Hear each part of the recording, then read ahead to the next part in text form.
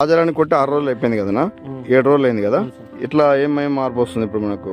కొత్త చిగురు కొమ్ము సాగి ఫ్లవరింగ్ కాయ పట్టేసింది. ఇవన్నీ కూడా మనకు కొత్త పింజలన్నీ బాగా దిగుతున్నాయి కదా, మరి పైన ఫ్లవర్స్ మొగ్గలు కూడా స్టార్ట్ అవుతుంది. దగ్గరలో వచ్చింది ఫ్లవరింగ్. ఫ్లవరింగ్ కూడా చాలా దగ్గర సెట్ అవుతుంది కదా. Okay okay. తర్వాత వచ్చేసి కొత్త ఎగురులన్నీ బాగా సెట్ అవుతున్నాయి కదా మనకు. అదే ఇవన్నీ కొమ్మలు బాగా సాగినాయి మనకు. చెట్టు కూడా బాగా నీట్ గా ఆరోగ్యంగా ఉంది. నల్లి ఉదిరితే చాలా కంట్రోల్ అయింది కదా మనకు. ఓకే ఓకే, బాగా కంట్రోల్ అయింది కదా. ఓకే, మీకైతే ఇప్పుడు సేన్ అంతా కూడా చాలా ఆరోగ్యంగా నీట్గా ఉంది కదా. ఓకే, రాజారాణి గురించి అయితే మీరు వేరే వాళ్ళు కూడా చెప్తారు కదా.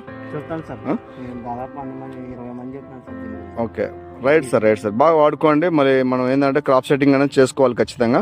మంచి క్రాప్ సెట్టింగ్ సెట్ చేద్దాం, సరేనా? ఓకే, థ్యాంక్ యూ అన్న.